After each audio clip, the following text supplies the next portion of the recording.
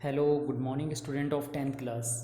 इस video lecture में हम न्यू चैप्टर स्टार्ट करने जा रहे हैं। Chapter number 10, electrical energy, electric current और इलेक्ट्रिसिटी। इलेक्ट्रिकल एनर्जी से हम इंट्रोड्यूस्ड हैं। डेली लाइफ में बहुत सारे ऐसे डिवाइसेस हैं, इलेक्ट्रिकल डिवाइसेस हैं जो इलेक्ट्रिकल एनर्जी पे वर्क करते हैं, like TV, fan, refrigerator, cooler, microwave oven etcetera. ऐसे बहुत सारे इलेक्ट्रिकल डिवाइसेस हैं। तो इस चैप्टर में हम समझेंगे कि इलेक्ट्रिकल एनर्जी को कौन कौन से फैक्टर रिस्पॉन्सिबल हैं जो इलेक्ट्रिकल एनर्जी के प्रोड्यूस होने के लिए रिस्पॉन्सिबल हैं। ठीक है, तो स्टार्ट करते हैं सबसे पहले इलेक्ट्रिक करंट से कि इलेक्ट्रिकल एनर्जी क्या होती है, इलेक्ट्रिक करंट क्या होता है। The rate of flow of charge or electron is called electric current.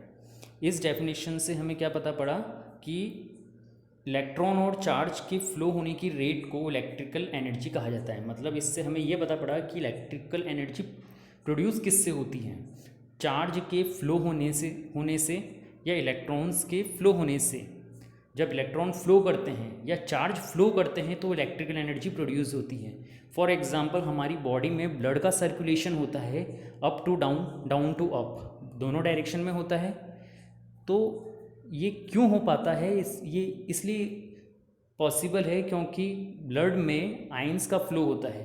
Potassium, calcium, magnesium, iodine, बहुत सारे ऐसे आयंस हैं जो ब्लड के साथ फ्लो होते हैं और इन्हीं की हेल्प से ब्लड भी हमारी बॉडी के सभी पार्ट्स में फ्लो हो पाता है। ठीक है, तो जब इलेक्ट्रॉन्स और आयंस मूव करना स्टार्ट करते हैं तो इलेक्ट्रिकल एनर्जी प्रोड्यूस होती है। ठीक है, इलेक्ट्रॉन आपने लास्ट ईयर 9th क्लास में पढ़े हैं कि जितने भी मैटर्स हैं, ठीक है, चाहे जितने भी मैटर हैं, चाहे वो मेटल हो या नॉन मेटल, 3 सब एटॉमिक पार्टिकल से मिलकर बने होते हैं, इलेक्ट्रॉन, प्रोटॉन और न्यूट्रॉन। ठीक है, और इलेक्ट्रॉन जो होते हैं वो अपने ही ऑर्बिट में न्यूक्लियस के चारों तरफ चक्कर लगाते रहते हैं। ठीक है, जब वो एक एटम से दूसरे एटम में मूव करते हैं ना, तो वो इलेक्ट्रिकल एनर्जी प्रोड्यूस करते हैं। तो the rate of flow of charge or electron is called electric current. इसको फॉर्मूले की फॉर्म में इस तरीके से अरेंज कर दिया, electric current is equal to charge upon time. The rate, क्योंकि रेट वर्ड आ रहा है इसलिए अपॉन में टाइम आएगा, तो इसका फॉर्मूला क्या बनेगा, सिंबॉलिक रिप्रेजेंटेशन। इलेक्ट्रिक करंट को आई से रिप्रेजेंट किया जाता है, चार्ज को क्यू से, टाइम को टी से। तो इसको I is equal to Q upon T की फॉर्म में लिख देते हैं। चार्ज की एसआई यूनिट होती है coulomb. SI unit of charge is equal to coulomb. इसकी जो स्पेलिंग है कूलम की, यहाँ पे COULUMB कर लेना। ठीक है, यहाँ पे COL कर रखी है, COULUMB कर देना। इसकी एसआई यूनिट क्या होती है, SI unit of electric current coulomb per second. Q की एसआई यूनिट क्या होती है, coulomb. Q means charge, charge की एसआई यूनिट कूलम, टाइम की आपको पता है सेकंड होती है, तो क्या बन गई, कूलम पर सेकंड। इसको कंबाइंडली हम क्या लिख सकते हैं, एम्पियर, साइंटिस्ट के नेम पे। ठीक है, एम्पियर क्या है, एक साइंटिस्ट का नेम है। अदर यूनिट क्या होती हैं इसकी, milli ampere and micro ampere. Milli ampere और माइक्रो एम्पियर का एम्पियर के साथ क्या रिलेशन होता है, वो यहाँ पर दिया गया है। 1 milli ampere is equal to 10⁻³ ampere and 1 micro ampere. यहाँ पर ये जो म्यू सिंबॉलिक सिंबल है, इसे माइक्रो कहा गया है यहाँ पे, है ना, वैसे म्यू कहते हैं। 1 micro ampere is equal to 10⁻⁻6 ampere. इसको इस तरह से भी समझ सकते हैं, 1 एम्पियर इज इक्वल टू होता है 10⁻³ milli ampere. Like 1 gram is equal to 10⁻³ milligram या 1000 ग्राम। उसी तरीके से 1 एम्पियर इज इक्वल टू 10⁻³ और 1000 मिली एम्पियर। तो इसको इस तरह से लिख सकते हैं, 1 milli ampere is equal to 1/10⁻³ ampere.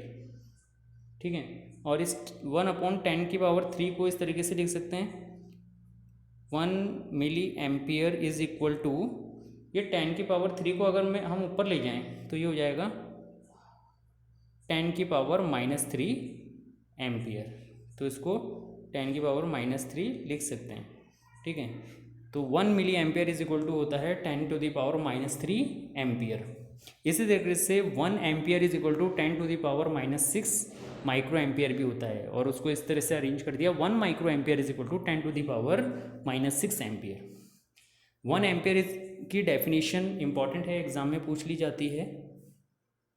1 ampere, 1 ampere का मतलब होता है आई की वैल्यू 1 एम्पियर कब होगी, जब Q is equal to 1 coulomb होगा और टाइम क्या होगा 1 सेकेंड, क्योंकि I इज इक्वल टू क्या होता है Q/T। अब Q की वैल्यू भी 1 हो गई और T की वैल्यू भी 1 हो गई, तो I की वैल्यू क्या हो जाएगी 1 एम्पियर। ठीक है, तो इसकी डेफिनेशन क्या है, the rate of flow of 1 coulomb charge in 1 second is called 1 ampere. ठीक है, जब 1 सेकंड में 1 कूलम चार्ज फ्लो होता है तो करंट कितना होगा 1 ampere. If Q is equal to 1 coulomb and T is equal to 1 second, then I is equal to 1 ampere. Charge on 1 electron, देखो 1 इलेक्ट्रॉन पर चार्ज याद रखना है आपको 1.6 इंटू 10⁻⁻19। ठीक है, ये आपको याद रखना है 10⁻⁻19। सो चार्ज ऑन n इलेक्ट्रॉन, अब n इलेक्ट्रॉन पर चार्ज कितना होगा n इंटू 1.6 इंटू 10⁻⁻19। जैसे मान लो कि यहाँ पर बहुत सारे इलेक्ट्रॉन हैं, 1 2 3 4, ठीक है 5, बहुत सारे इलेक्ट्रॉन हैं, तो 1 इलेक्ट्रॉन पर चार्ज तो 1.6 इंटू 10⁻⁻19 हो गया। ठीक है, ये 1 इलेक्ट्रॉन पर हो गया, ये 2 3 4 5, इस तरीके से n इलेक्ट्रॉन है, बहुत सारे हैं, तो उतना ही चार्ज बढ़ता जाएगा, और जब n इलेक्ट्रॉन हो जाएंगे तो ये n टाइम्स हो जाएगा। ठीक है, तो इसको इस तरह से लिखा है 1n into 1.6 into 10⁻⁻19 coulomb. 1.6 into 10⁻⁻19 को हम E लिख सकते हैं। ठीक है, और n इलेक्ट्रॉन है तो ये फॉर्मूला क्या बन गया Ne, तो टोटल चार्ज Ne हो गया। और वैसे टोटल चार्ज को हम किससे रिप्रेजेंट करते हैं, Q से रिप्रेजेंट करते हैं, तो Q इज इक्वल टू हम Ne लिख सकते हैं, टोटल चार्ज क्या लिख सकते हैं Q is equal to Ne, इसलिए यहाँ पे total charge Q is equal to Ne लिखा है। By the definition of electric current I is equal to Q/T, Q होता है, यहाँ से हमने पढ़ा Ne, तो Ne/T इसको लिख सकते हैं। ये फॉर्मूला काम आता है नंबर ऑफ इलेक्ट्रॉन्स कैलकुलेट करने के लिए। नेक्स्ट एग्जांपल से समझ में आ जाएगा। Find the number of electrons in 1 coulomb of charge. इस न्यूमेरिकल में हमें गिवन है चार्ज कितना है 1 कूलम ऑफ चार्ज, मतलब Q, चार्ज का सिंबल क्या होता है Q, तो इसको 1 कूलम लिख दिया हमने यहाँ पे। और कैलकुलेट क्या करना है, नंबर ऑफ इलेक्ट्रॉन्स करने हैं, मतलब n कैलकुलेट करना है। आपके पास फॉर्मूला क्या होता है Q is equal to n into E, अभी हमने ऊपर पढ़ा, और यहाँ से n कैलकुलेट करना है, तो n क्या होता है, यहाँ से n is equal to Q/E, तो Q की वैल्यू आपको पता है 1 होती है, मतलब इसमें न्यूमेरिकल में 1 दे रखी है, और E की वैल्यू क्या होती है 1.6 इंटू 10⁻⁻19, ये वैल्यू आपने पुट कर ली यहाँ पे।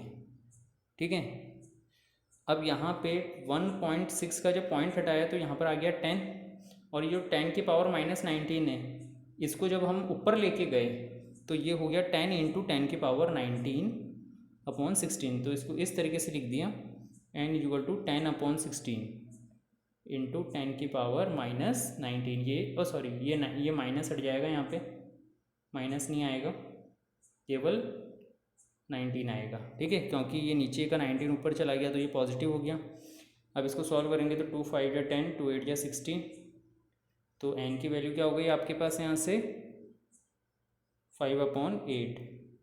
5/8 को आप सॉल्व करोगे तो क्या आएगा, देखो डिवाइड करके देखते हैं, 8 से डिवाइड करेंगे 5 को, 8 0 जा 0, ठीक है 5 आ गया, सॉरी इसको मैं क्लीन कर देता हूँ पहले। कैसे डिवाइड किया, 8 से डिवाइड किया है 5 को, 8 0 से 0, यहाँ पे पॉइंट लगेगा, नीचे 5 आया, फिर 0 लगाया, 8 6 48, 10 - 8 करोगे तो 2 आएगा, इस 2 को मैं यहाँ पे लिख देता हूँ 2, आगे 0 लगाया, ठीक है 8 2 16, 10 - 6 करोगे तो 4 आएगा, फिर एक 0 लगा दो तो 0.625 आएगा। ठीक है। 0.625 इंटू 10⁻19 एन इक्वल टू क्या आ गया 0.625 इंटू 10⁻19। अब यहाँ पे हमें इसको साइंटिफिक फॉर्म में लिखना है। साइंटिफिक फॉर्म में लिखने के लिए हमें पॉइंट यहाँ पे लगाना है, ठीक है। तो एक पॉइंट मुझे शिफ्ट करना है, यहाँ पे 6.25 कर दिया मैंने, तो मैं यहाँ पर 10⁻19 जो है इसको क्या लिख देता हूँ 10⁻18 लिख देता हूँ, ठीक है। तो ये एडजस्ट हो जाएगा। तो ये आ गया number of electron 6.25 into 10⁻19 electron. Next topic है आपका इलेक्ट्रिक पोटेंशियल। क्या है? Electric potential. The amount of work done to bring a unit positive charge, the amount of work done to bring a unit positive charge from infinity to any point is called electric potential. किसी भी unit positive charge को, ठीक है, मान लो ये कोई positive charge है, ठीक है। अब इस चार्ज को इलेक्ट्रिक फील्ड तक मूव कराना है, मुझे इस पॉइंट तक मूव कराना है। इन्फिनिटी से किसी पॉइंट तक मूव कराने के लिए मुझे जितना वर्क करना पड़ा, ठीक है, वो क्या कहलाएगा? Electric potential. इलेक्ट्रिक पोटेंशियल का सिंबल होता है V, और कितना वर्क डन करना पड़ रहा है W, और किसको मूव कराने के लिए करना पड़ रहा है? चार्ज को, मतलब Q को। तो W/Q, इसको हम इस तरह से लिख सकते हैं। वर्क की SI यूनिट होती है जूल। ये आपने लास्ट ईयर 9th क्लास में भी पढ़ा था, वर्क एनर्जी चैप्टर में। वर्क की SI यूनिट जूल होती है। कूलम की अभी आपने पढ़ी है, कूलम की क्या होती है, सॉरी चार्ज की क्या होती है? कूलम, ठीक है। तो इसको जूल पर कूलम ऐसे लिख सकते हैं, और जूल पर कूलम को कंबाइनली हम वोल्ट लिख सकते हैं, ठीक है। तो SI unit of electric potential क्या होती है? वोल्ट। आपको ये याद रखना है। इलेक्ट्रिक करंट की आपने याद रखी है ना, क्या होती है? एम्पियर, ठीक है। इसी तरीके से पोटेंशियल डिफरेंस को भी हम समझ लेते हैं। इलेक्ट्रिक पोटेंशियल की तरह ही होता है, बस एक माइनर सा फ़र्क होता है। पोटेंशियल डिफरेंस दो पॉइंट के बीच में मेजर किया जाता है, और इलेक्ट्रिक पोटेंशियल इन्फिनिटी से लिया जाता है ना, इन्फिनिटी से लेके किसी पॉइंट तक, और इसके दो पॉइंट फिक्स होते हैं, ठीक है। The amount of work done, इसकी डेफिनेशन देखो सेम है। The amount of work done to bring a unit positive charge from infinity की जगह पर आ जाता है 1 पॉइंट, बाकी डेफिनेशन सेम है, to another point is in an electric circuit is called electric potential. बस यहाँ पे इन्फिनिटी की जगह 1 पॉइंट आ गया, मतलब दो पॉइंट। जैसे कोई इलेक्ट्रिक वायर है, ये A पॉइंट हो गया, ये B पॉइंट हो गया, इन दोनों के बीच का जितना भी पोटेंशियल डिफरेंस है, जितना भी वोल्टेज डिफरेंस जो है, वही पोटेंशियल डिफरेंस कहलाता है। तो यहाँ पे दो पॉइंट आ गए A और B। यहाँ पे वोल्टेज मान लो कितना है VA, और यहाँ पर कितना है VB। तो इनके बीच का डिफरेंस कितना हो गया? VA minus VB is equal to W/Q, ठीक है। ये जो V है ये VA माइनस VB है, ठीक है। यहाँ पर V की जगह क्या आ गया? VA minus VB। तो इसको इस तरीके से लिख दिया, VA minus VB is equal to W/Q। इससे रिलेटेड एक न्यूमेरिकल भी है। अच्छा, इसकी SI यूनिट भी सेम होगी, इलेक्ट्रिक पोटेंशियल की तरह ही वोल्ट होगी, तो SI यूनिट इसकी भी वोल्ट है। How much work is required to be done to transfer a charge of 3 coulomb between 2 point with potential difference of 10 volt, ठीक है। यहाँ पे आपको दे रखा है कि दो पॉइंट हैं जिनके बीच का पोटेंशियल डिफरेंस कितना है? 10 वोल्ट है, ठीक है। ये दो पॉइंट हैं, और यहाँ पे आपको चार्ज दे रखा है कि यहाँ पर जो चार्ज है वो 3 कूलम है। इसको यहाँ तक मूव कराने में वोल्टेज कितना लग रहा है? 10 वोल्ट लग रहा है। तो आपको V दे रखा है 10 है, और चार्ज दे रखा है 3 कूलम है। वर्क डन कैलकुलेट करना है, ठीक है। तो V इज इक्वल टू क्या होता है? W/Q। ये अभी आपने ऊपर पढ़ा था, वर्क डन अपॉन चार्ज, है ना, इलेक्ट्रिक पोटेंशियल की डेफिनेशन से। और वर्क डन कैलकुलेट करना है तो इसको इससे क्रॉस मल्टीप्लाई कर दो, तो work done is equal to V into Q हो जाएगा। V की वैल्यू 10, Q की वैल्यू 3, 30 जूल इसका आंसर आ गया, ठीक है। तो जितना भी वर्क किया है इसको आप लर्न कर लीजिएगा, याद कर लीजिएगा, अपनी कॉपी में नोट कर लीजिएगा, जिससे आपको याद हो जाए अच्छे से। इसको रिवीजन कीजिएगा बार बार, ठीक है। ये ऐसे चैप्टर हैं जिस दिन आपने पढ़ा है, जिस दिन कॉपी में काम किया है, उसी दिन आपको लर्न करना है। तो ये चीज़ें आपको परमानेंटली याद हो जाएंगी, अदरवाइज़ पूरे साल भर याद करते रहोगे तब भी नहीं होगी, ठीक है। Okay bye, good night, sorry, good bye, जय श्री कृष्णा।